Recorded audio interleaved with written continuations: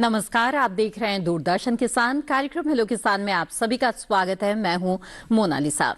Hello किसान कार्यक्रम में हम हर रोज आपके लिए कुछ अलग अलग विषय लेकर आते हैं जिस पर विस्तार से विशेषज्ञ मेहमानों से चर्चा करते हैं ताकि उससे जुड़ी तमाम जानकारियां आप तक पहुंच सके। अगर आप भी विषय के बारे में कुछ जानना चाहते हैं तो आप हमारे टोल फ्री नंबर पर कॉल कर सकते हैं। आइए सबसे पहले आपको आज के कार्यक्रम के विषय के बारे में बता दें। हेलो किसान कार्यक्रम में आज के विषय हैं लंपी स्किन वायरस और शूकर पालन। ये दो अलग अलग विषय हैं जिन पर आज हम विस्तार से चर्चा करेंगे हमारे विशेषज्ञ मेहमानों से। साथ ही आप भी हमारे मेहमानों से सवाल पूछ सकते हैं। नोट कर ले हमारे टोल फ्री नंबर जिस पर आप कॉल कर सकते हैं 1800-113060 और 1800-113061 पर आप कॉल कर सकते हैं और हमारे विशेषज्ञ मेहमानों से जानकारी हासिल कर सकते हैं। आइए आगे बढ़ते हैं और हमारे मेहमान से आपका हम परिचय करा देते हैं। इस वक्त हमारे साथ जुड़े हुए हैं डॉक्टर संजीत शर्मा जो कि पशु चिकित्सा अधिकारी दिल्ली सरकार में है। डॉक्टर शर्मा, बहुत बहुत स्वागत है आपका। तो डॉक्टर शर्मा से हम लंपी स्किन वायरस के बारे में विस्तार से आज चर्चा करेंगे और जानने की कोशिश करेंगे कि पशुओं में ये जो बीमारी अब उभर कर सामने आ रही है वो किस तरह से जानलेवा साबित हो सकती है, किस तरह से इससे बचाव हो सकता है और किन किन बातों का ध्यान रखना बेहद जरूरी है। तो आइए बातचीत की शुरुआत करते हैं। तो डॉक्टर शर्मा, सबसे पहले समझना चाहेंगे इस वक्त के जो हालात है, स्थितियां हैं, वो किस तरह की है। कुछ समय पहले हमने देखा कि लंपी स्किन वायरस का जो प्रकोप है बहुत तेजी से फैला और अब स्थितियां किस तरह की बनती हुई दिख रही हैं। शुरुआत जो है इसकी 3 स्टेट्स में सबसे ज्यादा हुई थी। भयंकर रूप से इस बीमारी का फैलाव हुआ था जी। इसमें कि गुजरात है, राजस्थान है, पंजाब है। जैसे ही ये बीमारी स्टार्ट हुई तो उसके हिसाब से जिस तरह से जो प्रिवेंटिव मेजर्स थे और गवर्नमेंट्स की तरफ से एक्शंस लिए गए इन 3 स्टेट्स के अलावा सभी स्टेट्स जो है एकदम सक्रिय हो गए। हर स्टेट्स ने अपना वैक्सीनेशन का प्रोग्राम डेवलप किया। गोट पॉक्स वैक्सीन इसके लगाएगी प्रिवेंटिव के तौर पे और जहां जहां पे गोट पॉक्स वैक्सीन लगी है जिस पशु को लगी है 80 to 90% जो है उसने इम्यूनिटी प्रदान की है जी। इसके अलावा जैसे जैसे डिजीज का स्प्रेड होता है तो पशुपालक भाई को ये जानना बहुत जरूरी है कि यह बीमारी जो है इंसानों में नहीं फैलती है किसी भी रूप से। इसका कोई भी चाहे दूध पीने से किसी भी रूप से नहीं आता है। दूसरा, यह बीमारी एक पशु से दूसरे पशु में फैल सकती है, एक डेयरी फार्म से दूसरे डेयरी फार्म में जा सकती है। इसके मुख्य जो कारण होते हैं जैसे मॉस्किटो बाइट, मच्छर के काटने से, फ्ली हो गया, टिक्स हो गया, जो कीचड़ कलीली वगैरह होती है उससे एक पशु से दूसरे पशु में ये फैलाव हो सकता है जी। बिल्कुल, तो इसके कारण, लक्षण, उपचार, तमाम बातों पर विस्तार से आज इस कार्यक्रम में हम चर्चा करेंगे। आइए उससे पहले नजर डाल लेते हैं एक रिपोर्ट पर।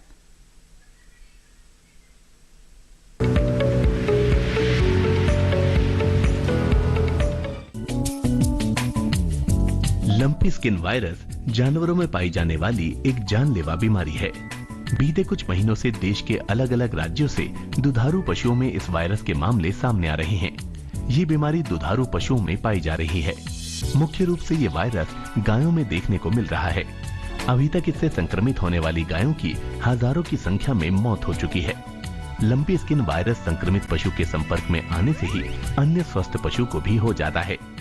लंपी वायरस से संक्रमित पशुओं को संक्रमण के बाद तेज बुखार बना रहता है। लार बहना और आंख नाक से पानी आना भी इसके मुख्य लक्षणों में से एक है। दूध की मात्रा में अत्यधिक कमी आती है। पशुओं की त्वचा पर चकत्ते और गांठें बन जाती हैं। पशुओं को भूख भी कम लगने लगती है। पशु के पैरों में सूजन हो जाती है और वो लंगड़ेपन के शिकार हो जाते हैं। नर पशु में कार्य करने की क्षमता कम हो जाती है। पशुओं के वजन में भी कमी आती है। साथ ही मादा पशुओं में गर्भपात हो जाता है। इस वायरस से बचाव के लिए पशुपालक कुछ बातों का खास ख्याल रखें। यदि कोई पशु संक्रमित हो जाए तो उसे अन्य पशुओं से अलग रखें। पशुओं के स्थान को नियमित साफ सुथरा रखने का प्रयास करें। यदि किसी संक्रमित पशु की मृत्यु हो जाए तो आप उसके शव को खुले में न डालें, बल्कि उसे गड्ढे में दफना दें। समय समय पर आसपास के क्षेत्रों में कीटनाशक दवाइयों का छिड़काव करें। सरकार भी इस वायरस के प्रति बेहद जागरूकता दिखा रही है। पशुपालकों के लिए राहत की बात यह है कि इस बीमारी के लिए विशेष तौर पर एक टीका तैयार कर लिया गया है, जो जल्द ही पशुपालकों को उपलब्ध होना शुरू हो जाएगा।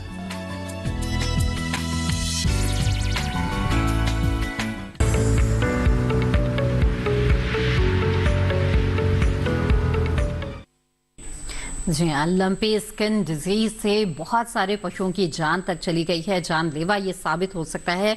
लेकिन अब परिस्थितियां बदलने लगी है क्योंकि जो टीका है वो शुरू हो चुका है, टीकाकरण पशुओं का, और ऐसे में स्थिति नियंत्रण में आती हुई इस वक्त नजर आ रही है। लेकिन फिर भी पशुपालकों को सचेत रहने की जरूरत है, कुछ बातों का ध्यान रखने की बेहद जरूरत है ताकि बचाव कर सके वो अपने पशुओं का, और अगर पशु संक्रमित हो जाए तो किस तरह से और भी पशुओं को बचा सके, इसके बारे में कुछ जानकारियां होनी बेहद जरूरी है।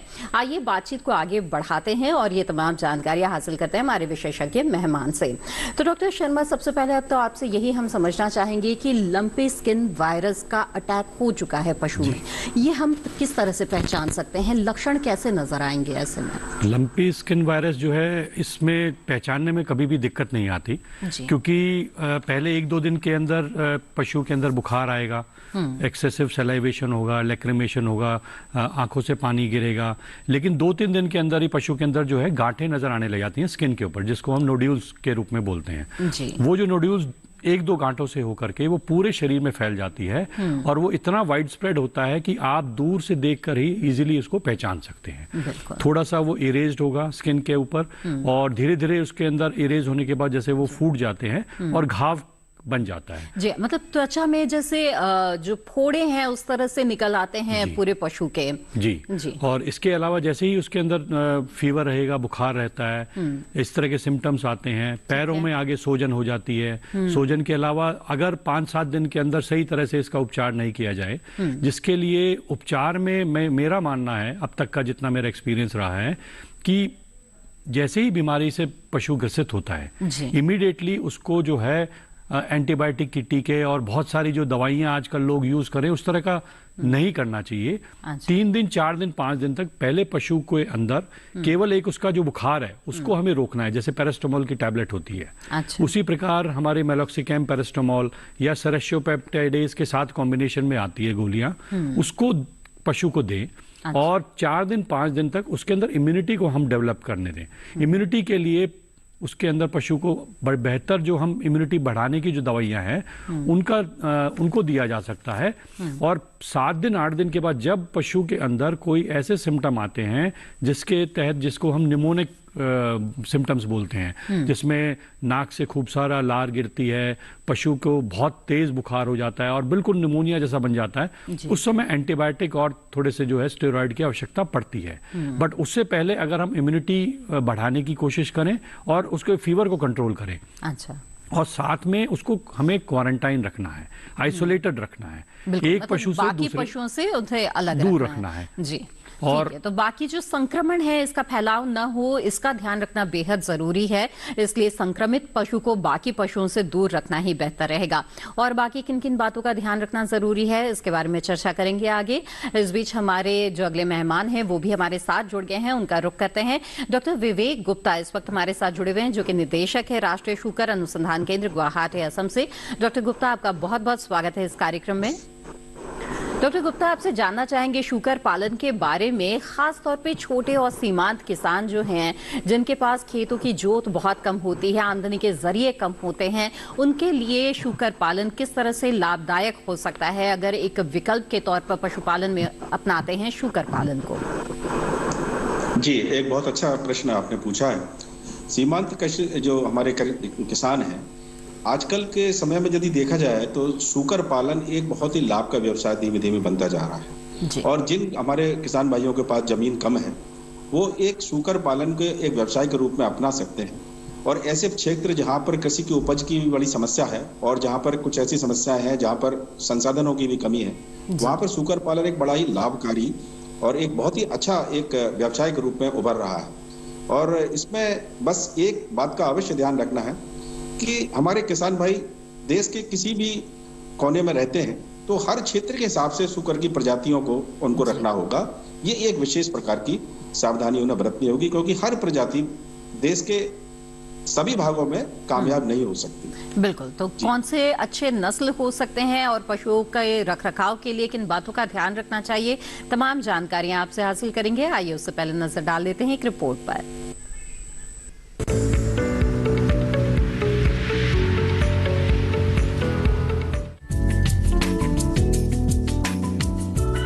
शुकर पालन कम पूंजी और कम जगह से शुरू किया जा सकता है। शुकर पालन में आहार की विशेष भूमिका होती है, क्योंकि शुकर बहुत तेजी से विकास करते हैं। बढ़ते हुए शावकों व प्रसूति शुक्रों को प्रोटीन की अधिक मात्रा की जरूरत होती है। विशेषज्ञों की माने तो इनके आहार में प्रोटीन की 19% या इससे अधिक मात्रा होनी चाहिए। साथ ही गेहूं, मूंगफली, मछली का चूरा, खनिज लवण, विटामिन व नमक का मिश्रण देना चाहिए। हालांकि बाकी पशुओं की तुलना में इनके आहार पर कम खर्च करना होता है। प्रति किलो मांस बनने में शुकर को 3.3 से 5 किलो आहार की जरूरत होती है, जो घर या होटल में बचे खाद्य पदार्थों से भी पूरी की जा सकती है। इसके अलावा इस पशु की और भी खूबियां हैं, जैसे अच्छी नस्ल की मादा शुकर करीब 114 दिन गर्भावस्था में रहती है और मादा शुकर हर 6 माह में बच्चों को जन्म देती है। एक बार में मादा शुकर से 6 से 12 बच्चे तक मिलते हैं। इस तरह इनकी संख्या में जल्दी इजाफा होता है। साथ ही बच्चा करीब 6 माह में ही 50 से 60 किलो वजन ले लेता है। इस तरह से इस व्यवसाय में तेजी से सुखद परिणाम मिलने लगते हैं। व्यवसाय की सफलता के लिए पशु को बीमारियों से बचाने के उपाय करें। आवास की सफाई पर विशेष ध्यान दें। समय समय पर पशु चिकित्सक की सलाह लेते रहे। शुकर से हमें सिर्फ मांस ही नहीं मिलता, बल्कि इसकी चर्बी, पोर्क, त्वचा, बाल और हड्डियों से कई प्रकार की चीजें बनाई जाती हैं। इस तरह कुछ बातों का ध्यान रखकर किसान शुकर पालन से अच्छा मुनाफा कमा सकते हैं।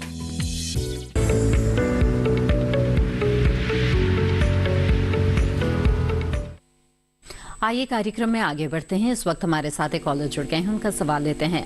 नंद स्वरूप मिश्रा जी बाराबंकी उत्तर प्रदेश से हमारे साथ है। जी नंद स्वरूप जी, अपना सवाल। मैं नंद स्वरूप मिश्रा बाराबंकी उत्तर प्रदेश से। मैं जानना ये चाहता हूँ, जो लंबी बीमारी है जानवरों में, इसे बचाने के लिए हमें कौन सी सावधानी बरतनी चाहिए जिससे अगले जानवरों में फैलने पाए। और दूसरी चीज हमारा शुगर के ऊपर प्रश्न ये है कि हमें जो माता शुगर से कितने बच्चे लेने चाहिए, कितने ब्याज तक लेने चाहिए, ताकि हमें उसे बेच देना चाहिए। और जो हमारे चावल तैयार हो रहे हैं तो हमको कितने दिन तक उनको रखना चाहिए जिससे अपने बॉडी में आ जाए, अच्छा हमको फायदा दे जाए। अगर ज्यादा दिन तक रखेंगे, खाएंगे ज्यादा, बढ़ेंगे कम, तो हमारा नुकसान होगा। जी बिल्कुल, आइए जानते हैं लंपी स्किन वायरस के बारे में पहले जानकारी लेते हैं। तो किस तरह से डॉक्टर शर्मा जो संक्रमित पशु है इससे बाकी पशुओं को बचाया जाए, किन किन बातों का ध्यान रखें? देखिए, बचाने के लिए सबसे पहला जो उपाय है वह है टीकाकरण। अभी जो टीका उपलब्ध है हर स्टेट में जो है वो गोट पॉक्स वैक्सीन है। Goat pox vaccine 70 to 90% prevent करती है लंपी वायरस डिजीज़ के स्प्रेड होने के लिए। तो सबसे पहले 4 से 6 महीने से जो भी ऊपर है पशु, बछिया है और गायें हैं जितनी भी, उनके अंदर ये टीकाकरण अवश्य लगवा लिया जाए। जो भी हेल्दी एनिमल है केवल उनके अंदर टीकाकरण किया जाना है। कोई भी संक्रमित पशु को टीकाकरण नहीं लगेगा।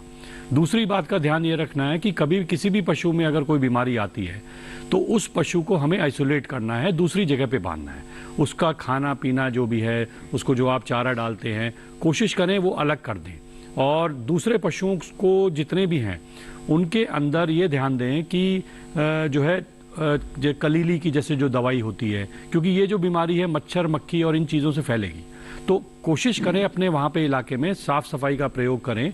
और एक एमिट्राज दवाई आती है जो कि पशुओं के ऊपर अगर आप कर देंगे तो कोई कलीली और इस तरह की चीज़ें जो है पशु के ऊपर नहीं आएंगी और उन्हीं से ये वायरस जो है एक से दूसरे एरिया में स्प्रेड होता है। इसके अलावा अगर आप एक अच्छे पशुपालक हैं और अगर आप एक वायरल स्प्रे भी आजकल आ गए हैं मार्केट में, उनको क्या होता है 10 ml दवाई जो है और 1 लीटर में मिला करके आप पूरे अगर एक बार अपने स्प्रेड कर दें, जो भी आवास है पशुओं का आवास, पशु के ऊपर स्प्रेड नहीं करना है, उसको आवास पे स्प्रेड करना है, दीवारों के ऊपर। उस दीवार से जो वो दवाई है वो करीबन 15 दिन तक अपने आप निकलती रहती है। तो जो एंटीवायरल कोई जैसे दवाई हम जब स्प्रेड कर देते हैं तो कोई वायरस का प्रवेश जो है वो उस शेड में नहीं होगा। मेन चीज़ इसके अलावा एक और होती है कि कोई भी पशु का जो खरीद फरोख्त है, कोई भी मंडी से है, ऐसे समय के दौरान जब ये वायरस फैल रहा है आपके इलाके में, तो कोई भी नए पशु का आप उसमें जो है खरीद कर लेके ना आएँ और खरीद फरोख्त जो है बंद हो जानी चाहिए। जो ट्रेडिंग है वो बंद होनी चाहिए और जो ट्रांसपोर्टेशन है एक समय से एक प्लेस से दूसरे जगह, इसका नहीं किया जाना चाहिए। वहीं पर रह करके उनको आइसोलेट किया जाए और जो संक्रमित पशु है उसका इलाज किया जाए। इलाज के अंदर उसमें मैंने बताया जैसे आजकल कई होम्योपैथिक दवाई भी गवर्नमेंट के द्वारा रेकमेंड की गई हैं, जिनको पशु को जो है जैसे आर्सेनिक एल्बम है, स्क्रोफुलस है और एंटीमोनी टाट है। अगर जैसे पशु के अंदर सांस की तकलीफ हो जाए, उसको निमोनिया जैसे लक्षण आ जाएं, तो एंटीमोनियम टार्ट काफ़ी हेल्प करती है। लेकिन इन दवाइयों का जो प्रयोग जो है वो नज़दीकी कोई होम्योपैथिक पशु चिकित्सक की सलाह लेकर के किया जाए। आर्सेनिक एल्बम प्रोटेक्शन में भी हेल्प करती है। इसके अलावा एक और दवाई है थूजा। थूजा की दवाई का भी उपयोग काफ़ी किया गया है इस बीमारी के अंदर। इसको प्रिवेंशन के तौर पे भी और आगे ट्रीटमेंट के तौर पे भी इसका उपयोग किया गया है और ये दवाई बहुत लाभदायक है। इनका कोई साइड इफेक्ट भी नहीं होता है। पशु को संतुलित आहार दें और बीमार पशु को आइसोलेट करें। बिल्कुल। तो नंद स्वरूप जी, बहुत ही विस्तार से यहाँ पर जानकारी मिल गई है आपके सवाल के लिए और आगे बढ़ते हैं और रुख करते हैं दूसरे मेहमान का। डॉक्टर गुप्ता, जैसे कि आपने हमें सबसे पहले बताया कि अगर शुकर पालन करना चाह रहे हैं तो सबसे पहले इस बात का ध्यान रखना बेहद ज़रूरी है कि अपने क्षेत्र के अनुसार नस्ल का चुनाव करना चाहिए। तो यहाँ पर मैं कुछ अच्छे नस्लों के बारे में आपसे जानना चाहूँगी। सूकर में मुख्य रूप से यदि आप देखें तो हमारे देश में लगभग 70% सूकर की जो प्रजाति या उनकी जनसंख्या है वो उत्तर पूर्व जो हमारा भारत का हिस्सा है उसमें पाई जाती है। जो दूसरे हिस्से हमारे देश के हैं उसमें सूकर का प्रजातियों का अभी तक आइडेंटिफिकेशन का कार्य थोड़ा चल रहा है। तो अगर आप देखें तो यदि कोई व्यक्ति उत्तर प्रदेश में बैठा है तो वहां पर कुछ अभी हमारे भारतीय पशु चिकित्सा अनुसंधान ने हमारे सहयोग से एक प्रजाति है उसका आइडेंटिफिकेशन किया है। तो इंडिजिनस जो वैरायटीज हैं हमारी, जो हमारी देसी नस्ल है जिसको बोला जाता है, वो वैरायटी इसके सभी प्रदेशों में पाई जाती हैं। लेकिन एक सबसे बड़ी समस्या ये है कि वो उन वैरायटीज की जो उत्पादकता है वो बहुत कम है। जैसे वो उनकी कुल अगर हम उनका भार देखें तो 30 से 40 किलो के आसपास बैठता है और जो उनकी बच्चा देने की क्षमता है, प्रजनन क्षमता है, वो एक बार में 5 से 6 तक होती है। यदि इनसे तुलना करें तो जो विदेशी प्रजातियां हैं जो काफी हमारे देश में प्रचलित हुई हैं और एक अखिल भारतीय परियोजना के तहत हमारे संस्थान ने पूरे देश में इन प्रजातियों की क्रॉस ब्रीडिंग करके नई प्रजातियां बनाई हैं। उनमें लैंड रेस है, लार्ज व्हाइट यॉर्कशायर है, ड्यूरॉक है, हैम्पशायर है। तो ये ऐसी प्रजातियां हैं जो कि हमारे देश में ही अच्छी तरह से उपलब्ध है, जो कि 50 वर्षों के अंतराल में विदेशों से लाई गई थी और एक बड़ा सघन एक क्रॉस ब्रीडिंग का कार्यक्रम भी चला। तो हमारी देसी प्रजातियां और विदेशी प्रजातियों के साथ मिलकर हमने काफी क्रॉस ब्रीड की लगभग 9 नस्लें भी पैदा की हैं जी। तो जबकि हमारे गरीब किसान भाई जो कि सूकर पालन में अपना रुचि रखते हैं तो हमसे भी संपर्क कर सकते हैं और उन संपर्क में हम उनको बता सकते हैं कि कौन कौन सी नस्लें उनके क्षेत्र के लिए लाभकारी होगी और उसका ये व्यवसायीकरण की तरफ भी वो ले जा सकते हैं। तो ये इसमें एक विशेष सावधानी बरतने की आवश्यकता है। जी जी बिल्कुल। डॉक्टर गुप्ता, दोबारा आपका रुख करेंगे, जानेंगे कि शुकर पालक जो है वो किस तरह की सावधानियां बरतें और देखभाल अपने पशुओं का किस तरह से कर सकते हैं। साथ ही लंपी स्किन वायरस के बारे में भी हमारी बातचीत यहाँ पर जारी रहेगी, लेकिन फिलहाल वक्त हो गया है एक छोटे से ब्रेक का।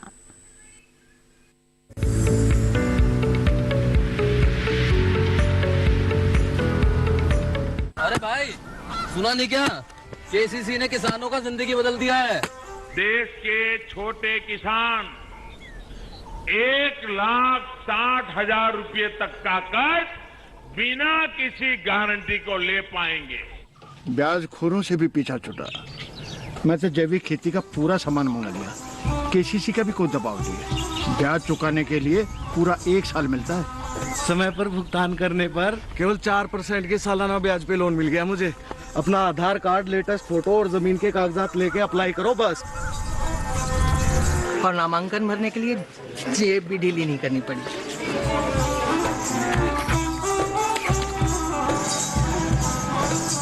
चाचा, उधार चुकाने के 24 घंटे के बाद उतने ही पैसे वापस निकाल सकते हैं। केसीसी ने किसानों की जिंदगी वाकई बदल दी है।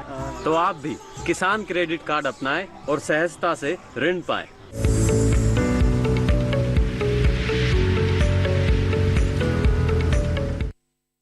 ब्रेक के बाद आप सभी का फिर से स्वागत है। आप देख रहे हैं हेलो किसान। आज इस कार्यक्रम में हम लंपी स्किन वायरस और शुकर पालन के बारे में बातचीत कर रहे हैं। अगर आप कोई सवाल पूछना चाहते हैं तो आप हमारे टोल फ्री नंबर पे कॉल कर सकते हैं। आइए बातचीत को आगे बढ़ाते हैं और डॉक्टर शर्मा आपसे जानना चाहेंगे कि लंपी स्किन वायरस से बचाव के लिए आपने बताया कि पशुओं की इम्यूनिटी जो है यानी कि रोग प्रतिरोधक क्षमता जो है इसे बढ़ाने की जरूरत होती है। तो ऐसे में खान पान में किस तरह का बदलाव किया जा सकता है और किन बातों का ध्यान रखा जा सकता है? इम्यूनिटी बढ़ाने के लिए 4-5 चीज़ें इंपॉर्टेंट है। सबसे पहली चीज़ होती है बैलेंस डाइट। अगर बैलेंस डाइट हम पशु को देते हैं तो उसके जितनी भी बॉडी की रिक्वायरमेंट है, जितने खनिज लवण तत्व हैं, विटामिन हैं, मिनरल्स हैं, अगर उनकी पूर्ति होती है तो पशु के अंदर ऑटोमेटिक इम्यूनिटी रहेगी। यह तो हमने अभी कोरोना के काल में भी देखा है, जिस भी व्यक्ति की इम्यूनिटी कमज़ोर थी उसको जो है वायरस ने ज़्यादा अपनी चपेट में लिया था। उसी प्रकार लंपी वायरस जो है, इसके बारे में भी जब ये आउटब्रेक स्टार्ट हुआ तो हम लोगों को ज़्यादा इसकी जानकारी नहीं थी, क्योंकि अफ्रीका से ये होके आया था और पहला आउटब्रेक इंडिया में 2019 में हुआ था। लेकिन जिस तरह से ये बहुत स्पीड से स्प्रेड किया इसने, और 2020 में 21 में भी इसके केसेस आए थे, लेकिन इतना डिवास्टेटिंग नहीं था, इतना नुकसान इसने नहीं किया था। 2022 में जो इन्फेक्शन आया है, इससे मॉर्टेलिटी बहुत ज़्यादा हुई है, पशुओं की मृत्यु बहुत ज़्यादा हुई है और इसका स्प्रेड भी बहुत फास्ट है। इसीलिए हमें ये ध्यान रखना है कि पशुओं को अगर एक संतुलित आहार अगर हम दें, इसके अलावा अगर कभी कोई पशु के उस बाड़े में अगर इस तरह की कोई इन्फेक्शन अगर किसी पशु को हो गया है, हमें साफ सुथरा जो है क्लीन हाइजीन जो है एनवायरनमेंट उस पशु के पास रखना है, क्योंकि जितने भी ये बाहर के जो फ्लीज हैं, टिक्स हैं, ये तभी आती हैं जब गंदगी होती है। मच्छर जब बढ़ते हैं जब पानी में गंदगी होती है, इसलिए स्वच्छता का ध्यान रखना बेहद जरूरी है। बिल्कुल, आपके पास दोबारा आएंगे। इस वक्त हमारे साथ एक कॉलर जुड़े हुए हैं, उनका सवाल लेते हैं। विनोद कुमार जी कासगंज उत्तर प्रदेश से इस वक्त हमारे साथ जुड़े हुए हैं फोन लाइन पर। जी विनोद जी, स्वागत है आपका, पूछे अपना सवाल। हेलो विनोद जी, क्या मेरी आवाज मिल रही है आपको? जी थोड़ी आवाज। हाँ जी बताइए। जी आप अपना सवाल पूछ सकते हैं विनोद जी। हेलो जी विनोद जी, मेरी आवाज अगर आपको मिल रही है तो कृपया अपना सवाल पूछें। हेलो विनोद जी, मेरी आवाज मिल रही है आपको? आवाज नहीं आ रही आपकी। जी विनोद जी, क्या आपको मेरी आवाज मिल रही है अभी? हेलो हेलो विनोद जी, क्या आप मुझे सुन पा रहे हैं? चलिए, लग रहा है हमारा संपर्क टूट गया है और यहाँ पर बातचीत को आगे बढ़ाते हैं। तो डॉक्टर शर्मा, आप बता रहे थे कि स्वच्छता का ध्यान रखना बेहद जरूरी है, ऐसे में कुछ सुझाव अगर आप देना चाहें। जी, स्वच्छता के लिए देखिए, जो उसका शेड है, आवास है, पशु का आवास है, उसमें ये ढलान के रूप में होना चाहिए। ढलान इस तरह की हो कि जैसे पशु जब पेशाब करता है, गोबर होता है, तो वो प्रॉपरली वो इजीली वो क्लीन हो सके। इसके अलावा कहीं पे भी वाटर लॉगिंग नहीं हो, पशु पानी इकट्ठा नहीं हो, कहीं पे भी मच्छर मक्खी जहाँ पे पनप ना सके।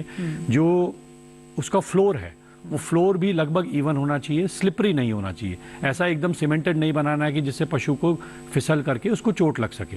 वो थोड़ा सा खुरदरा होना चाहिए और उसमें कोई भी जो बैक्टीरिया या वायरस है वो वहाँ पर उसमें रुक ना सके, इस तरह से क्लीनिंग की जाए। इसके अलावा जो फिनाइल का उपयोग कर सकते हैं फ्लोर क्लीनिंग के लिए। वॉश करने के लिए जैसे लाल दवा का प्रयोग करते हैं, दूध निकालने से पहले, दूध निकालने के बाद। जो पशु की जो खोर होती है उसमें हम चूने का लेप करवाते हैं, जिसमें कि पशु की खोर को जो है बिल्कुल खाली करके चूने का लेप कर दें। पानी भी अगर जैसे उसमें पिलाएंगे तो वो जो चूना जो है वो कैल्शियम का सोर्स बनता है। अगर साफ सफाई का खास ध्यान रखते हैं, संतुलित आहार को हम देते हैं, बीमार पशु को आइसोलेट करेंगे और जो बिल्कुल हेल्दी पशु है उसको अगर हम वैक्सीनेट करेंगे तो मेरा मानना है कि 99% हम इस पशु के इस रोग की हम रोकथाम कर सकते हैं। बिल्कुल, इस फैलाव को रोका जा सकता है अगर इन बातों का ध्यान रखा जाए। आइए आगे बढ़ते हैं और हमारे अगले मेहमान का रुख करते हैं। डॉक्टर गुप्ता, आपसे जानना चाहेंगे कि ये जो शुकर पालन कर रहे हैं वो किस तरह से अपने पशुओं के आहार की व्यवस्था करे ताकि जो मांस उत्पादन लेना है उसके लिए जो बढ़पार है पशुओं की वो जल्द से जल्द हो सके। खासतौर पे जो शावक है उनके खान पान का ध्यान किस तरह से रखें?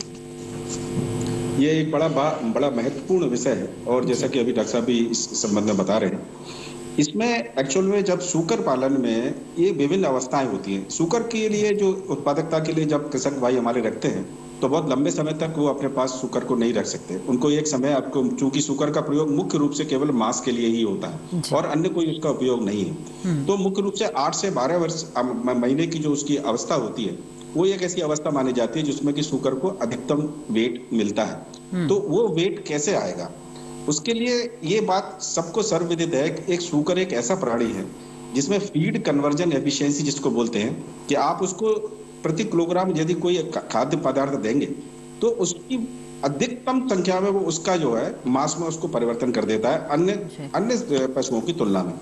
तो उसमें सबसे प्रश्न ये है कि यदि आप कॉमर्शियल जो मार्केट में फीड उपलब्ध है उस पे खरीद के अगर अपने सूकरों को पालेंगे तो वो मुझे लगता है कि एक व्यावसायिक दृष्टि से उचित नहीं होता है। तो ये एक ऐसा पशु है जिसमें कि हमारा किचन वेस्ट जो होता है, होटल वेस्ट है, बहुत सारी ऐसी चीजें हैं जिसके दम पर भी मैंने देखा है कि कई कृषक भाई व्यावसायिक उत्पादन कर रहे हैं। लेकिन आजकल के समय में जबकि इस तरह की बीमारियां बहुत सारी आ रही हैं और मुख्य रूप से हमारे सूकर, इस तरह की बीमारी जो वर्तमान में एक बीमारी का नाम सबने सुना होगा, अफ्रीकन स्वाइन फीवर करके एक बीमारी आई और उसमें 100% तक मृत्यु दर बताई गई।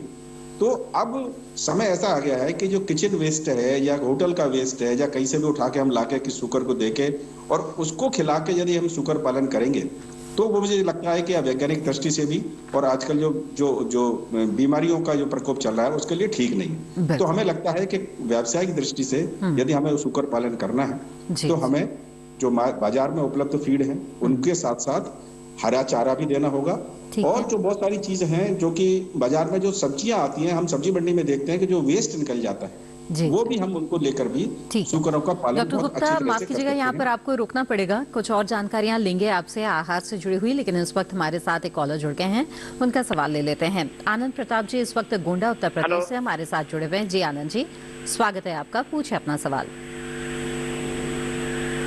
हेलो आनंद जी, मेरी आवाज मिल रही है क्या आपको? हेलो।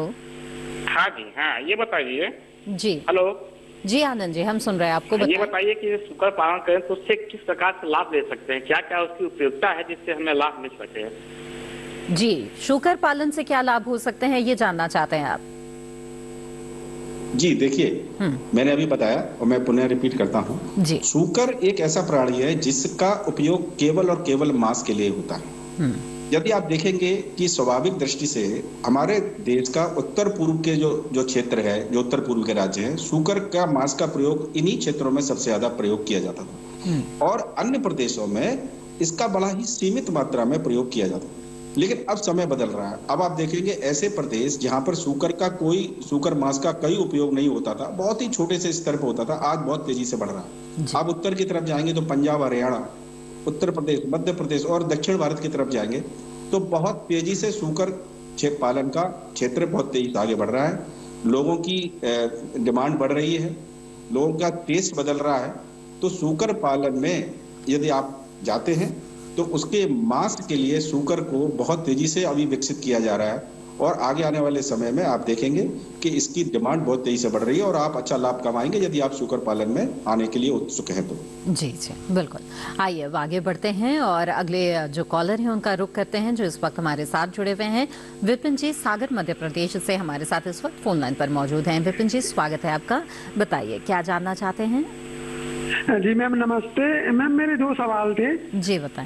पहला सवाल मैम ये था कि जो लंपी वायरस का टीका है क्या वो हर पशु चिकित्सालय में उपलब्ध है? और दूसरा सवाल ये था कि अभी से 2-3 महीने पहले ज्यादा इस फ्लू के बारे में मतलब बीमारी फैल रही थी और मीडिया में भी दिखाया जा रहा था, तो क्या अब उससे कम हो गई है क्योंकि अब उतना ज्यादा खबर नहीं मिल रही है देखने पड़ने को, तो क्या अभी भी उतना ही वायरस फैला हुआ है या फिर पहले से कम हो गया है? ठीक है, आइए जानते हैं। जी डॉक्टर शर्मा बताएं। जी, लंपी वायरस के बचाव के लिए जो अभी टीका उपलब्ध है वो है गोट पॉक्स वैक्सीन। सभी स्टेट गवर्नमेंट्स ने अपने लेवल पे उसको प्रोक्योर किया है। भारत सरकार के द्वारा भी इसमें काफ़ी निर्देश रेगुलर दिए जा रहे हैं और जैसे दिल्ली की अगर मैं बात करूं तो यह टीका मुफ्त में उपलब्ध है और बाकी स्टेट्स में भी उत्तर प्रदेश, मध्य प्रदेश, महाराष्ट्र, राजस्थान, सभी स्टेट जो है स्टेट गवर्नमेंट के जो एनिमल हस्बेंड्री डिपार्टमेंट है उसके द्वारा ये वैक्सीनेशन का प्रोग्राम किया जा रहा है। और बेसिक चीज़ क्या है, ये बीमारी अगर जैसे कोरोना था, कोरोना 2019 बोला गया, 19 के बाद 20, 21, 22 में हम आ गए हैं। आज भी हम वैक्सीनेशन के उस दौर में हैं, हालांकि लोगों का भी उस तरफ रुझान कम है, डर कम हो गया है जी। लेकिन लंपी वायरस ये मान लीजिए कि अभी 22 में आया है और बहुत ही बुरे रूप में आया था, तो अभी ये बीमारी 2-3 साल तो रहने वाली है। मेरा मानना ये है कि हर साल जब भी रेगुलर वैक्सीनेशन आपकी स्टेट गवर्नमेंट के द्वारा अगर ये किया जाता है पशु चिकित्सालय द्वारा, रेगुलर इसको लगवाएं। जैसे एफएमडी वैक्सीन होती है हर साल में 2 बार लगती है, उसी प्रकार इसका भी टीका अगर एक पशु को लग जाएगा तो उसकी बूस्टर डोज लगेगी तो उस एनिमल में उसकी इम्यूनिटी डेवलप रहेगी। उम्मीद यह भी की जा रही है कि 4-5 महीने में जो एक्चुअल इसका टीका है, लंपी वायरस का जो टीका है वह इजाद कर लिया गया है हिसार और IVRI के कंबाइंड एफर्ट से, और वो भी उपलब्ध हो जाएगा जब वो मार्केट के रूप में उपलब्ध हुआ तो उसका टीका तो 100% इफेक्टिव है। जी जी बिल्कुल। तो विपिन जी, मुझे उम्मीद है कि आपके सवालों के जवाब मिल गए होंगे, और मुझे लगता है डॉक्टर शर्मा इसको इसी तरह से कहा जा सकता है कि जैसे कोरोना वायरस की तरह जो पीक था इसका वो गुजर गया है, लेकिन फिर भी एहतियात के तौर पर जो वैक्सीन है, टीकाकरण है, वो कराना चाहिए और लोग करवा भी रहे हैं। इसी तरह से जो लंपी स्किन वायरस है उससे भी बचाव के लिए जो पशुपालक है उन्हें अपने पशुओं का टीकाकरण जरूर कराना चाहिए। बहरहाल इसी के साथ यहाँ पर रुकते हैं एक और छोटे से ब्रेक के लिए, जल्द हाजिर होंगे। आप बने रहें दूरदर्शन के साथ पर।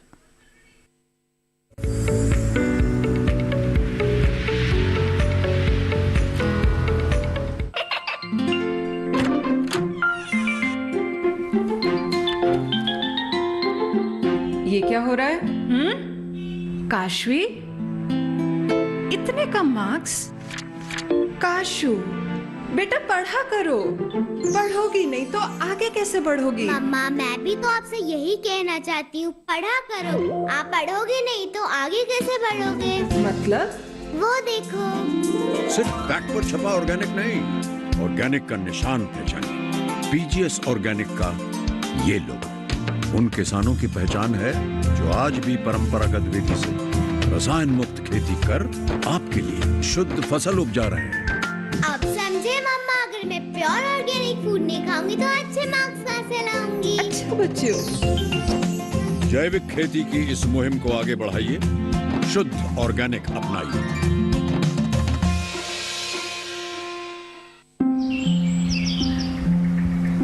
अरे अरे अरे क्या कर रहा है? इधर इधर इधर, हम बोल रहे हैं तेरे बीजू का। पुतला बोल रहा है? हाँ, पक्षियों से तो हम खेत को बचा लेते हैं, पर इन घातक रसायनों से कैसे बचाएं? मतलब? देख बेटा, तू जो ये अंधाधुंध रसायन मिलाता है ना, मिट्टी की सेहत बिगड़ने लगी है, और जब माटी ही कमजोर पड़ जाएगी तो उपज कैसे सेहतमंद होगी? अरे पहले ऐसा नहीं था, पूछना अपने बड़े बुजुर्गों से, कैसे फसल लहलहाती थी, शुद्धता झलकती थी। हाँ, माटी भी तंदुरुस्त और लोग भी। अरे पहली वाली बात कहाँ? पर अब तो सभी डाले हैं। सब नहीं, आज भी लाखों जागरूक किसान परंपरागत विधि से फसल उगा रहे हैं, खर्चा कम और उपज की कीमत भी बेहतर पा रहे हैं। ठीक है भाई, मैं भी आज से जैविक खेती शुरू करूंगा। माटी से प्रेम की परंपरा है परंपरागत खेती।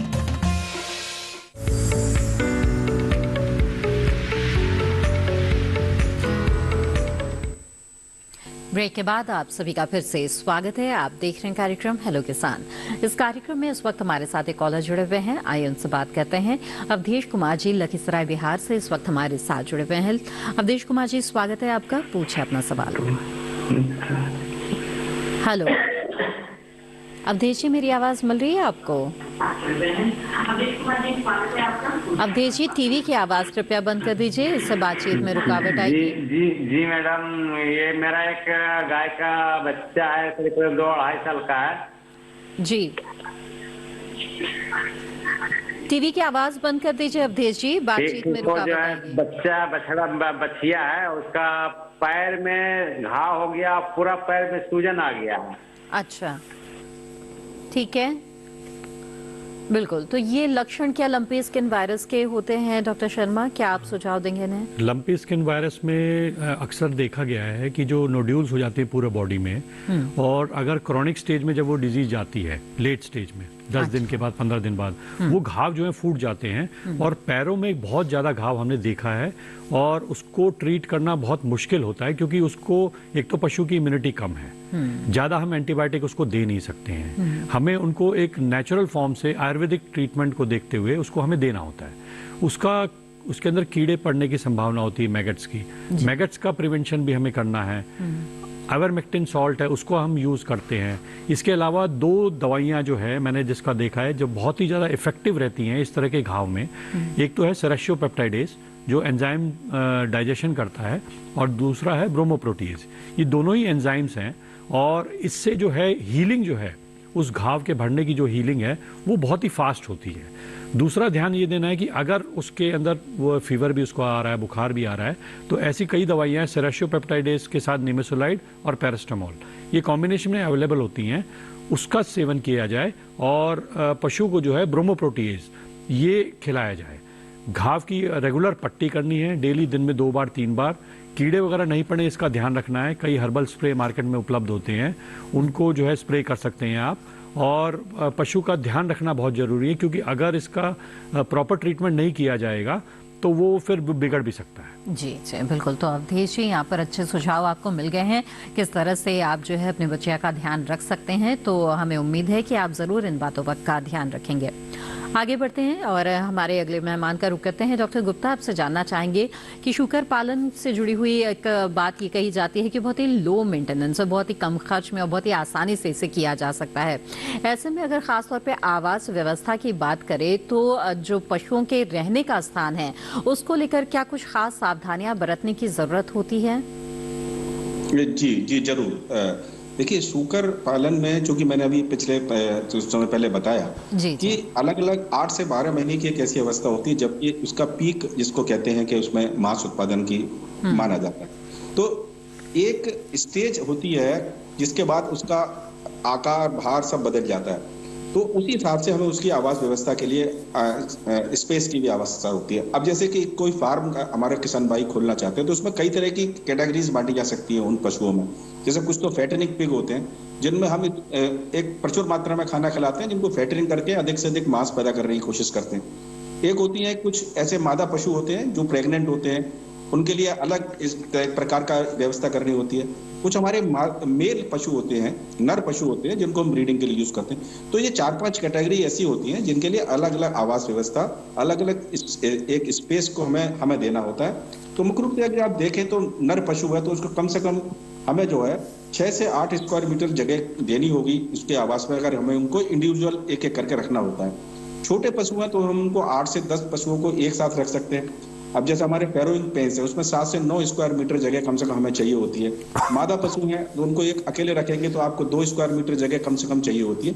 तो ये कहने का मतलब मेरा ये है कि पशु की अवस्था के आधार पर हमें उसके लिए जगह प्रदान करनी होती है। जी। दूसरा, जो कि शूकर को रखने के लिए आवास जो बनाए जाते हैं उसमें ये विशेष ध्यान रखना चाहिए कि उस स्थान सूखा हो, दलदली स्थान ना हो, आसपास में घास फूस ज्यादा ना हो, क्योंकि शूकर की एक अभी आजकल का जो समय चल रहा है उसमें एक अफ्रीकन स्वाइन फीवर नाम की बीमारी बड़ी घातक चल रही है। जी जी। तो उसमें एक बायोसिक्योरिटी का इशू भी आता है। तो एक ऐसे साफ सुथरे स्थान पर जहां पर इस तरह के कम से कम इतना मिनिमम आवास उपलब्ध हो, किस प्रकार का आपका पशु है, जब तक वो नहीं होगा तो मुझे लगता है कि व्यावसायिक दृष्टि से शूकर को पालना उचित नहीं होगा। जी जी बिल्कुल।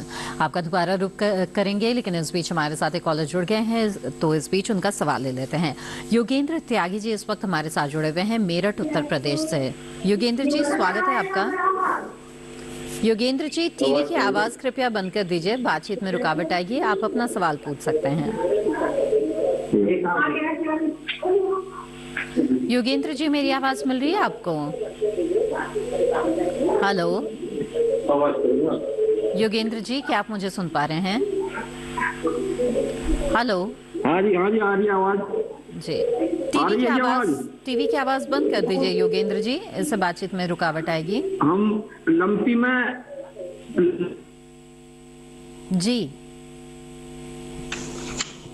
जी बताएं, लंपी स्किन डिजीज के बारे में कुछ जानना चाहते हैं? हेलो, लगता है हमारा संपर्क टूट गया है। आगे बढ़ते हैं और बातचीत को यहाँ पर आगे बढ़ाएंगे। डॉक्टर शर्मा, आपसे जानना चाहेंगे कि जो ज्ञाभन पशु है, अगर उन्हें लंपी स्किन वायरस का अटैक हो गया है, प्रकोप हो गया है, तो क्या कुछ विशेष सावधानियां बरतनी होंगी? क्योंकि ऐसी अवस्था में बहुत तरह की दवाइयां होती है जो नहीं दे सकते हैं। तो ऐसे में क्या करें, किस तरह से उनका रख रखाव करें? देखिए, ज्ञाभन पशु में लंपी वायरस में गर्भपात की समस्या हो सकती है जी। और लेकिन हमने ये देखा है कि वैक्सीनेशन का कोई इफेक्ट नहीं है। कि जो भी ज्ञापन पशु अगर आप उसको वैक्सीनेशन दिलाते हैं तो उसमें गर्भपात नहीं होता है। हमने काफ़ी पशुओं में वैक्सीनेशन देखा है और कोई भी ऐसे गर्भपात की कोई जो है रिपोर्टिंग नहीं हुई है। दूसरी चीज़ जो रखने की बात है, जो भी ज्ञापन पशु है और अगर वो इन्फेक्ट होगा तो इन्फेक्शन के बाद देखिए पहले ही उसकी इम्यूनिटी डाउन है। बच्चे की अगर वो प्रेग्नेंट है तो उसका डेवलपमेंट का तो इशू आएगा ही आएगा।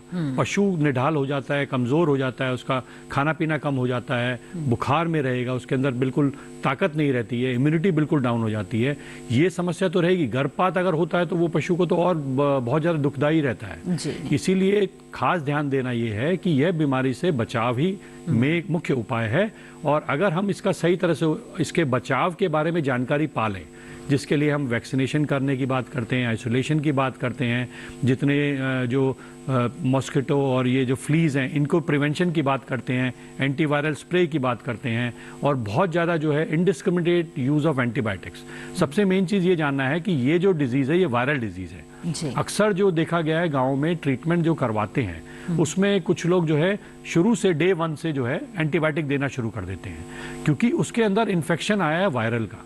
अगर हम कोई एंटीवायरल ड्रग नहीं दे रहे हैं तो एंटीबायोटिक की उस वक्त कोई आवश्यकता नहीं है उसका हमें उस इम्यूनिटी को बढ़ा के रखना है। कोई फीवर है तो फीवर को हमें कंट्रोल करना है, कोई और सिम्टम्स आते हैं उन लक्ष्यों के आधार पे हमें उसका ट्रीटमेंट करना है। अगर एंटीबायोटिक आप डे 1 से देंगे तो उसकी इम्यूनिटी और ज़्यादा डाउन होगी और उसको कोई वो फायदा नहीं करेगी। एंटीबायोटिक की आवश्यकता तब पड़ती है जब पशु के अंदर 5 से 7 दिन के इन्फेक्शन के बाद सेकेंडरी बैक्टीरियल इन्फेक्शन होता है, उसके अंदर कोई और बैक्टीरिया अंदर प्रवेश करता है, उसकी इम्यूनिटी डाउन होने की वजह से, तब उसमें एंटीबायोटिक दी जाने की जरूरत है। उससे पहले एंटीबायोटिक का प्रयोग नहीं करना चाहिए। जी बिल्कुल। आइए अब आगे बढ़ते हैं और शुगर पालन के बारे में आइए कुछ और जानकारियां हासिल करते हैं। डॉक्टर गुप्ता, आपसे जानना चाहेंगे कि जो सुअर हैं इन्हें किस तरह के रोग लग सकते हैं और जाहिर तौर पर इससे जो व्यवसाय कर रहे हैं उन्हें बहुत भारी नुकसान हो सकता है, तो ऐसे में बचाव के लिए उन्हें क्या करना चाहिए? देखिए, सूकर भी अन्य पशुओं की तरह ही बीमारियों से ग्रसित हो सकता है जी। और ये बात मैं अभी एक बार पुनः बताता हूँ कि वर्तमान में एक बीमारी जिसका नाम, जैसे कैटल में आप देख रहे हैं लंपी स्किन डिसीज को लेकर बड़ी चिंता व्यक्त की जा रही है, बहुत सारी मॉर्टेलिटी भी हुई है। इसी तरह से सूकर में भी अफ्रीकन स्वाइन फीवर नाम की एक बीमारी चल रही है। वैसे 1-1.5 वर्ष तक ये बीमारी उत्तर पूर्व के प्रदेशों तक ही सीमित रही, लेकिन अब ये लगभग 15 प्रदेश हमारे देश के ऐसे हैं जहां पे ये बीमारी पहुंच चुकी है। सबसे बड़ा दुर्भाग्य का विषय यह है कि इस बीमारी के लिए पूरे विश्व में कोई टीका उपलब्ध नहीं। और जब ये एक बीमारी आपके फार्म पे आ जाती है तो इसमें 100% तक मृत्यु दर देखी गई है। तो सूकर एक ऐसा प्राणी है कि जिसमें कुछ बीमारियां तो कैटल जो हमारा गाय की है उसकी भी है, जैसे FMD है और HS है। तो मैं यही कहना चाहूंगा कि जिन बीमारियों के प्रति टीके उपलब्ध हैं जैसे FMD और HS, उनको तो अवश्य रूप से सूकर में लगवा ही लें, क्योंकि वो मुफ्त में उपलब्ध हैं। राज्य सरकार और केंद्र सरकार के सहयोग से कई राष्ट्रीय कार्यक्रम भी चल रहे हैं, उसके द्वारा लगाई जा सकती है। दूसरी ऐसी बीमारियां जिनका टीका उपलब्ध नहीं है और जिनसे बड़ा भारी नुकसान इस समय हो रहा है, पिछले 10 वर्षों में PRRS नाम की एक बीमारी आई, फिर क्लासिकल स्वाइन फीवर आया और अभी एक अफ्रीकन स्वाइन फीवर चल रहा है, जिनके लिए कोई टीका उपलब्ध नहीं है। क्लासिकल स्वाइन फीवर का टीका आ गया है लेकिन उसकी उतनी उपलब्धता अभी है नहीं। तो उनके बारे में मैं ये कहूंगा कि बायो सिक्योरिटी, अपने पशु को बाहरी चीजों से कैसे बचाकर रखना है। जहां वैक्सीन उपलब्ध नहीं है तो बचाव एक सबसे बड़ा तरीका है जिसको हम बायो सिक्योरिटी का नाम देते हैं, कि बाहरी चीजों से उनका मेलजोल ना हो। जो भी वर्कर आपके फार्म पे काम कर रहे हैं उनके लिए विशेष रूप से आप उनको सुरक्षित कवच प्रदान करें। बाड़ों का साफ सफाई का सबसे बड़ा एक विषय है। बिल्कुल, तो स्वच्छता का ध्यान रखना यहाँ भी बेहद जरूरी है। डॉक्टर गुप्ता, दोबारा आपका रुख करेंगे, लेकिन इस बीच हमारे साथ एक कॉलर जुड़ गए हैं। हिंदू सिंह राजपूत जी भोपाल मध्य प्रदेश से हमारे साथ जुड़े हुए हैं। हिंदू सिंह जी, स्वागत है आपका, पूछे अपना सवाल। हेलो हिंदू सिंह जी, मेरी आवाज मिल रही है क्या आपको? हेलो हेलो जी, अगर आप मुझे सुन पा रहे हैं तो कृपया अपना सवाल पूछें। हेलो जी, हिंदू सिंह जी, मेरी आवाज मिल रही है आपको? हेलो हाँ मैडम जी, नमस्कार। जी नमस्कार, बताइए। हम पूछना चाहते हैं, हमने ये HF गाय ली है पहली बार। शुरू में तो वो 12 लीटर दूध लग रही थी, लेकिन अभी 1 हफ्ते से ऐसे डाउन हो गई, और उसकी हम देखभाल कैसे करें? और दूसरा प्रश्न हमारा A2 मिल्क पे है, उस पे आप विषय लेकर आए थोड़ा सा A2 के विषय में। जी जी, डॉक्टर शर्मा कुछ हेलो। और पूछना चाहेंगे आप इनकी समस्या के बारे में? जी ठीक है, आइए जवाब लेते हैं। जी जी मुख्य रूप से इनकी जो समस्या है, दूध जो है प्रोडक्शन 12 लीटर से 5 लीटर 4 लीटर पे जैसा कह रहे हैं, वो डाउन हो गया है जी। ब्याने के बाद 4-5 ऐसी बीमारियां होती हैं जिनकी वजह से दूध प्रोडक्शन डाउन होता है। उनके बारे में मैं चर्चा करना चाहूँगा, जिसकी वजह से संभावना हो सकती है, उनमें से कोई चीज़ हो सकती है। पहला चीज़ होता है मिल्क फीवर। ब्याने के बाद कैल्शियम का लेवल जो है बॉडी में बिल्कुल डाउन हो जाता है और कुछ एरिया में परसूत बोलते हैं, कुछ एरिया में मिल्क फीवर बोलते हैं, कुछ कहते हैं स्तन में आ गई है। उसमें क्या है, पशु बिल्कुल नीचे निढाल होकर बैठ जाएगा, वो खड़ा नहीं हो पाएगा अपने पैरों पे और अपनी गर्दन को गिरा कर देगा, एक साइड में ले आता है। बिल्कुल टिपिकल इसकी कंडीशन होती है। और पशु जो है जैसे ही उसके अंदर हम IV फ्लूइड देते हैं, कैल्शियम बोरोग्लूकोनेट की बोतल हम चढ़ाते हैं, वो 5 मिनट में वो पशु खड़ा हो जाता है एकदम जादू की तरह, और वो नॉर्मल अपना चारा पानी भी खाना शुरू कर देता है। दूध प्रोडक्शन भी वो वापस रिकवरी पे आ जाता है। दूसरी जो बीमारी होती है वो कीटोसिस की होती है। कीटोसिस की बीमारी भी विदिन 1 मंथ ऑफ पार्चुरेशन बोला जाता है, ब्याने के 1 महीने के बाद। और इसमें भी जो है पशु के जो है दूध प्रोडक्शन कम हो जाता है, बाट खाना बंद कर देता है, पेशाब के अंदर एक अलग तरह की स्मेल आती है जिसको हम अगर जो प्रशिक्षित पशु चिकित्सक है तो वो उसको आइडेंटिफाई कर सकता है। तो कीटोसिस का प्रोडक्शन के हिसाब से प्रोडक्शन लेवल डाउन होता है। और नेगेटिव एनर्जी बैलेंस होता है कि बहुत ज़्यादा जो हाई प्रोड्यूसिंग एनिमल है उनके अंदर नेगेटिव एनर्जी बैलेंस की भी समस्या आती है। अगर उसको प्रॉपर खान पान जो कंसंट्रेट है, ग्रीन फॉडर है और जो ड्राई फॉडर है, उसका प्रॉपर जो रिक्वायरमेंट है उसकी पूर्ति ना की जाए तो यह बीमारी ब्याने से पहले से भी हो जाती है, क्योंकि कई बार उसको जो प्रोडक्शन के तौर पे जिस तरह से उसका खान पान होना चाहिए अगर उसमें वो कमी रहती है तो इन 4-5 चीज़ों को अगर वो ध्यान देंगे। इसके अलावा कोई अगर उसको कोई बीमारी नहीं हुई है, कोई थनैला का कोई रोग नहीं हुआ है, कोई मेस्टाइटिस तो नहीं हुई है, इन चीज़ों का वो चेक करा लीजिएगा। बिल्कुल। तो इंदु सिंह जी, मुझे उम्मीद है कि इन सुझाव पर ज़रूर आप अमल करेंगे और दूध उत्पादन क्षमता जो है जिसमें कमी आ गई है उसमें सुधार आपको नजर आने लगेगा। इसी के साथ यहाँ पर रुकते हैं एक और छोटे से ब्रेक के लिए। जल्द हाजिर होंगे, आप बने रहें दूरदर्शन किसान पर।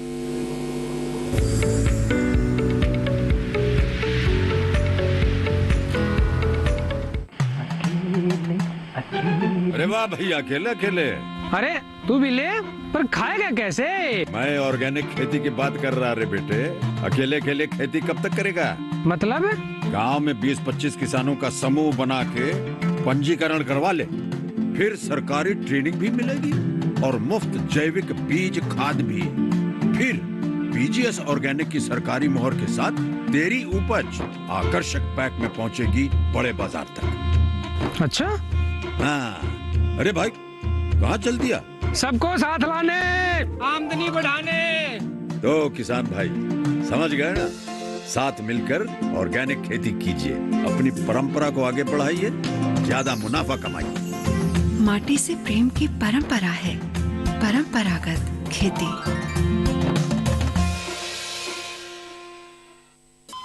अरे सुन तो।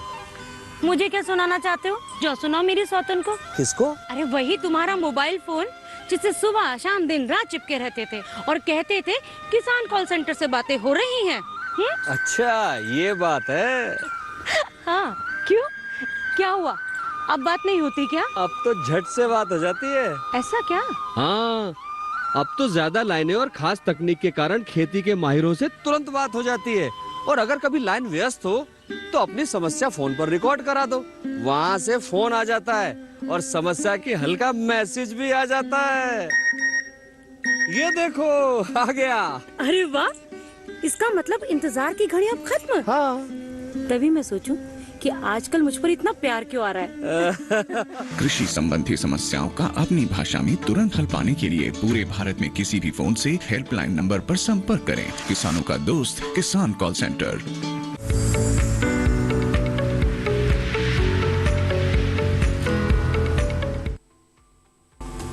सभी का फिर से स्वागत है कार्यक्रम हेलो किसान में। इस वक्त हमारे साथ एक कॉलर जुड़े हुए हैं, आइए सीधे उनका सवाल लेते हैं। रत्नाकर पांडे जी मिर्जापुर से इस वक्त हमारे साथ जुड़े हुए हैं। रत्नाकर जी स्वागत है आपका, पूछे अपना सवाल। जी रत्नाकर जी, हम आपको सुन पा रहे हैं, आप अपना सवाल पूछ सकते हैं। हेलो। हाँ बोलिए, रत्नाकर पांडे बोल रहे हैं सर। जी जी बताएं। क्या जानना चाहते हैं? ये हमारी बाछी जो है ये गिर नस्ल की है और वह जो है इस समय जो है गाभिन हो गई है, गाभिन नहीं है लेकिन हीट में जैसे चढ़ती है हम लोगों के ऊपर, और वह जो है गाभिन कब तक करवाएं उसको। दूसरी बात वो पेशाब बहुत तेज पीती है। जी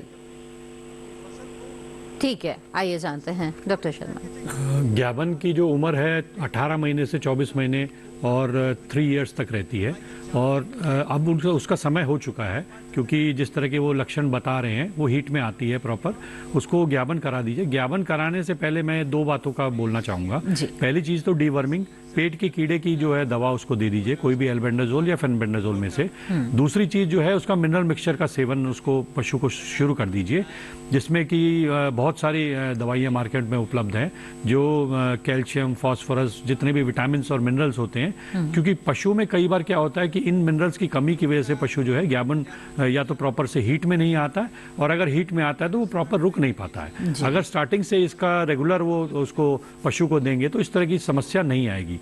ये 2 चीज कर दीजिए, और उसके बाद जब भी वो हीट में आती है उससे 18 से 24 घंटे के बीच में उसको ज्ञापन करवाएं। बिल्कुल रत्नाकर जी, उम्मीद है कि आप इस सुझाव पर जरूर अमल करेंगे। आइए आगे बढ़ते हैं और शुकर पालन के बारे में जानकारी लेते हैं। डॉक्टर गुप्ता, आपसे जानना चाहेंगे कि शुकर पालन को जो किसान व्यावसायिक तौर पर अपनाना चाहते हैं और इस उद्यम में सफलता हासिल करना चाहते हैं, उसके लिए प्रशिक्षण बेहद जरूरी है, तो कहां से प्रशिक्षण प्राप्त कर सकते हैं? जी, ये बहुत महत्वपूर्ण प्रश्न है, क्योंकि सूकर पालन एक ऐसा विषय है जिसमें बहुत एक विशिष्टता की आवश्यकता है। तो एक तो ये जो मैं जिस संस्थान का निदेशक हूँ, वो संस्थान मूल रूप से एक ICR का एक ऐसा अपने आप में एक अकेला संस्थान है जो कि मुख्य रूप से सूकर के पालन और सूकर की विभिन्न विधाओं के ऊपर ही कार्य करता है। तो हमारे यहाँ वर्ष भर प्रशिक्षण चलते हैं, और उनमें कई ऐसे प्रशिक्षण हैं जिसमें अलग अलग विधाओं पर, जैसे आर्टिफिशियल इंसेमिनेशन का अलग प्रशिक्षण है, हेल्थ से रिलेटेड चीजों का अलग प्रशिक्षण, और तीसरा सूकर का मांस से उसके प्रसंस्करण के ऊपर भी अलग प्रशिक्षण चलते हैं। तो हमारी वेबसाइट पे इसकी सूचना उपलब्ध रहती है। उसमें आप जो भी हमारे किसान भाई पशुपालक इस पे यदि कोई भी प्रकार का प्रशिक्षण चाहते हैं तो हमारी वेबसाइट पे हमारे एड्रेस उपलब्ध हैं, हमें वो लिख सकते हैं, हम उनसे संपर्क करेंगे और अगले आने वाले प्रशिक्षण में उनको हम बुलाएंगे। इसके अलावा हमारे जो राष्ट्रीय पशु सूकर के जो कार्यक्रम चल रहे हैं, उसमें विभिन्न जो कृषि विश्वविद्यालय हैं उनमें भी सूकर पालन के विषय में पर्याप्त जानकारी और प्रशिक्षण प्रदान किए जाते हैं। जैसे कि भारतीय पशु चिकित्सा अनुसंधान बरेली, वहां भी आप सूकर पालन के विषय में प्रशिक्षण ले सकते हैं। उनकी वेबसाइट पर जाकर उनसे भी संपर्क किया जा सकता है। और अन्य प्रदेशों में भी हमारे जो केंद्र हैं उसकी जानकारी आप हमारी वेबसाइट पर जाकर देखें, क्योंकि इतने सीमित समय पे सब कुछ बताना संभव नहीं होगा। और उसमें संपर्क सूत्र दिए हुए हैं और आप संपर्क करें। और लगातार प्रशिक्षण, जिसके लिए बहुत ही न्यूनतम शुल्क लिया जाता है, और कई प्रशिक्षण जो है निःशुल्क भी प्रदान किए जाते हैं। जैसे कि हमारा एक ट्राइबल सब प्लान है या शेड्यूल कास्ट सब प्लान है, उसके अंदर हम बिल्कुल निःशुल्क प्रशिक्षण भी प्रदान करते हैं। तो विशेष व्यवस्थाएं की गई है। डॉक्टर विवेक गुप्ता, लगातार आप हमारे साथ जुड़े रहें और शुगर पालन से जुड़ी हुई बेहद ही महत्वपूर्ण जानकारियां आपने हमें दी। आपका बहुत बहुत धन्यवाद। जी, आइए अब आगे बढ़ते हैं। चलते चलते डॉक्टर शर्मा, आपसे जानना चाहेंगे कि कभी भी कोई भी नई बीमारी आती है जिसके बारे में बहुत ज्यादा सुना नहीं है, तो लोग एक दूसरे की बातें सुन के भी कई तरह के उपाय अपनाने लग जाते हैं, जिससे समस्या और भी गंभीर हो जाती है। ऐसे में लंपी स्किन वायरस के बारे में आप चलते चलते क्या सुझाव देना चाहेंगे पशुपालकों को? पशुपालक भाइयों को मैं 3 बातों के बारे में बोलना चाहूंगा। जी, सबसे इम्पोर्टेंट चीज जो है, ये 3 बातों का अगर आप ध्यान रखेंगे तो आप लंपी वायरस से अपने पशु को बचा सकते हैं। पहला है वैक्सीनेशन, बचाव का टीका। वैक्सीनेशन के बारे में कोई संकोच ना करें। जब भी पशु पालक जो है, कोई भी पशुपालन विभाग की तरफ से कोई कर्मचारी या अधिकारी ये टीकाकरण का कार्यक्रम शुरू करते हैं तो वैक्सीनेशन कराएं। दूसरी चीज है अवेयरनेस। अवेयरनेस में क्या होता है कि आपको घबराना नहीं है, यह बीमारी का इलाज संभव है, और सही समय पे सही उपचार अगर पशु को दिया जाएगा तो पशु जो है स्वस्थ हो जाते हैं। और हमने देखा है अगर सही तरह से अगर पशु का ट्रीटमेंट किया जाए तो ये बहुत ही सिंपल है इसका ट्रीटमेंट। तीसरी जो चीज है कि किसी भी जो झोला छाप हम बोलते हैं या जो अनट्रेन्ड प्रोफेशनल जो नहीं है, उनसे अपने पशु के इस तरह की चीजों का उपचार ना कराएं। जो नजदीकी पशु चिकित्सालय, वहां से आप संपर्क करके सारी जानकारी आप प्राप्त करें, वैक्सीनेशन कराएं, आप प्रॉपर इस डिजीज का प्रिवेंशन करें। अगर ये तीन चीजों का अगर आप खास ध्यान रखेंगे तो इस बीमारी से आराम से बचा जा सकता है। बिल्कुल। डॉक्टर संजीत शर्मा, बहुत ही अच्छी जानकारी आपने हमें इस कार्यक्रम के दौरान दी है, आपका बहुत बहुत धन्यवाद। Thank you. हमें उम्मीद है कि आप लोगों को बहुत ही महत्वपूर्ण जानकारियां जो यहाँ से मिली है, इसका लाभ आपको जरूर होगा, चाहे लंपी स्किन वायरस की हो या फिर शुगर पालन की। बहरहाल आपको बता दें कि कृषि और पशुपालन से जुड़े हुए जो आपके सवाल है, समस्याएं हैं, उसके बारे में आप अपने सवाल हम तक पहुंचा सकते हैं, जिन्हें हम कार्यक्रम में शामिल करने की कोशिश करेंगे। आप हमें ईमेल भेज सकते हैं hellokisan2015@gmail.com पर। इसके अलावा फेसबुक और इंस्टाग्राम और ट्विटर हैंडल के जरिए भी आप हमारे साथ जुड़े रह सकते हैं। ये जो सोशल मीडिया के अलग अलग प्लेटफॉर्म्स हैं, इनके हैंडल्स इस वक्त टीवी स्क्रीन पर आपको दिखाए जा रहे हैं। इनसे जुड़कर भी आप अपने सवाल हम तक पहुंचा सकते हैं। इसके अलावा दूरदर्शन किसान का कॉल सेंटर नंबर है, जिस पर आप कॉल कर सकते हैं और अपने सवाल दर्ज करा सकते हैं।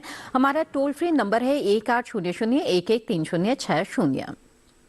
साथ ही आपको बता दें, हेलो किसान कार्यक्रम को आप दूरदर्शन किसान के YouTube चैनल पर भी देख सकते हैं और तमाम जानकारियां जो कार्यक्रम के दौरान दी जाती हैं, इन्हें आप हासिल कर सकते हैं। इसके लिए टीवी स्क्रीन पर दिखाए जा रहे इस QR कोड को स्कैन करें। इसी के साथ हेलो किसान की आज की कड़ी में बस इतना ही। हमें दीजिए इजाजत। आप बने रहें दूरदर्शन किसान पर। नमस्कार।